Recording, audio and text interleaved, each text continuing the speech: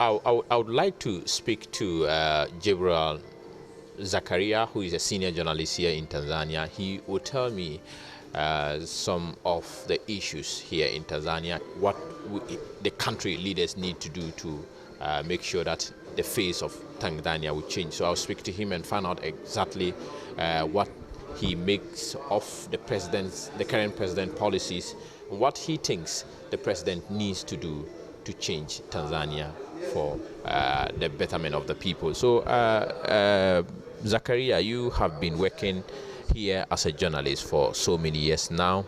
In fact, you are one of the senior journalists in Tanzania. Tell me a bit about Tanzania. I mean, what really makes Tanzania one of the best countries in Africa? Well, thank you so much for this privilege. What I can say, a lot makes Tanzania to be proud of. A lot is making Tanzania to be observed at the way that many Tanzania, inside and outside Tanzania, is being observed or is being taken as an example. First of all, Tanzania is a country which I can say which has more than 45 million people now. This is the population of Tanzania, and Tanzania has been proud of its culture, being connected by the single language of Kiswahili. Kiswahili is a national language for Tanzania, though English also is spoken as an official language, but the national language is Tanzania. Is Kiswahili. So Tanzania has been regarded as one of the example country in Africa. This is due to its humbleness, its cultural way, kindness to people, and the peace and the stability. This is one of the things that Tanzania is proud of, that is proud of the peace. We're proud of what we have. We're proud of what the father of the nation left for us, which is unity. Unity. So talking about why people from outside are cheering Tanzania or are just talking Tanzania in a good way and praising Tanzania, is due to that. It's due to peace and unity. That Tanzania, compared to some other countries in Africa, we have no tribalism. Everybody is your relative. Everybody is your friend. Here in Tanzania, we have a word called ndugu. Ndugu means, oh, my relative. So we say, oh, how are you, my friend? How are you, my ndugu? We share what we have.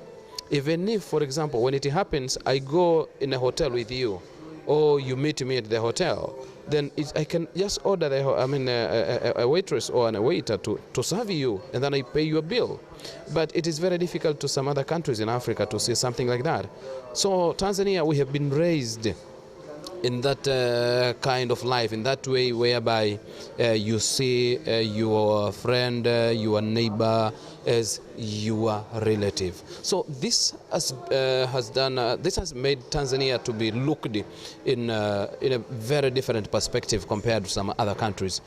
Yep. You have been working as a journalist for the Tanzania Broadcasting Corporation for so many years now. You have made observations over the years, concerning public officials, especially presidents in the past. Now, there are so many issues, coming up with regards to the current president.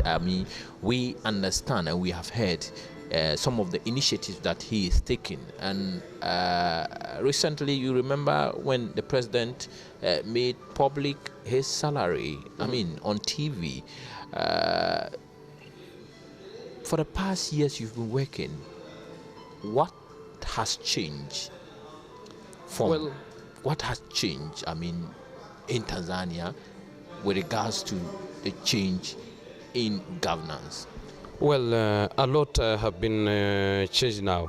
You can say now Tanzania, the image of Tanzania currently, just for the last, for these two past years, it is totally is a different thing. It's a different country now. Why? It is a different country in the sense that the way we have been working, the way things have been moving, it is really totally compared to now. Corruption was high in Tanzania also as to other African countries. Corruption has been blamed, the government has been blamed many times for not taking action against officials who are who are corrupt and who are being pointed fingers that, okay, this guy is, oh, this official is corrupt. But even if that the government was there, of course, even the last government or the last regime did some action also, did action upon some of the officials who are accused of corruption. But it's not like it is now. Now it is really very serious. The administration of the current president, Dr. John Magufuli, is a serious administration from the lower to the top. What makes him different from other governments or other presidents who were in power in the past? First of all, is fighting against the corruption, and he declared on his own that, okay, whoever will be arrested or whoever will be proven is a corrupt official, then is going to be punished severely, and the law is going to take place as it is prohibited by the law of the land. The laws have been there, but who was enforcing the law? Who was standing to make sure that really a particular official who was being corrupt is really being taken to court, is being jailed? It was not like now. Many officials, we know that some of them even have been removed from power. Some of the ministers who happen to be mentioned, but even being mentioned, even if being mentioned only, even if that you are not proven yet, but being mentioned that you are corrupt, then in Magufuli's regime, you have to stay aside to pave the way for the investigation. And once you found guilty, once you found corrupt, then you're being taken to court. A lot of officials we have witnessed, some even who are those people who were, officials who were sent to court or even sacked? Some of the directors, some of the managers from government institutions, some even of the ministers have been also taken to court. You see, some of them even have been sentenced even to jail. This has been done only for these 2 years.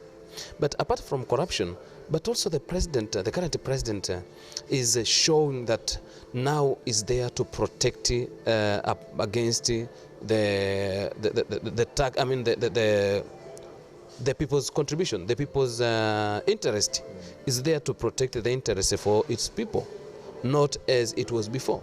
And even, for example, now, you cannot see official traveling abroad as it used to be before, whereby the country money, the country's income have been spent those years back by these officials. They go to attend the meetings in Europe, in America. They go even in a large number of them. But once the current president came into power, he said this is not going to be as usual. Even if that you are invited to go to attend a meeting outside and you are being paid by your sponsor, somebody is sponsoring you, but now you have to get now the permission from State House. The State House is the one that has to endorse your invitation, that okay, you are allowed, after observing that, okay, where is it a genuine meeting you are going to attend? Is it a genuine training which the country also could benefit from that training once they allow you to go to attend to? So a lot really has been have changed in a very short time. But also even in health services, in health institutions, hospitals, dispensaries, health services have been improved also a lot. It's not like before. Okay. For example, when the president came into power, he found a big shortage of a big shortage of medicine, a shortage of wards. You see, a shortage of buildings. but also even in school, a shortage of desks, because now, when he came into power. Okay, before we go that, what do you think really made the president to implement these policies, to enforce these laws? I mean, in other East African countries, we don't see these things happening. What could have made the president to take this, laws and enforce them seriously? It is the matter of decision, and a leader has to decide, and a leader has to lead by example.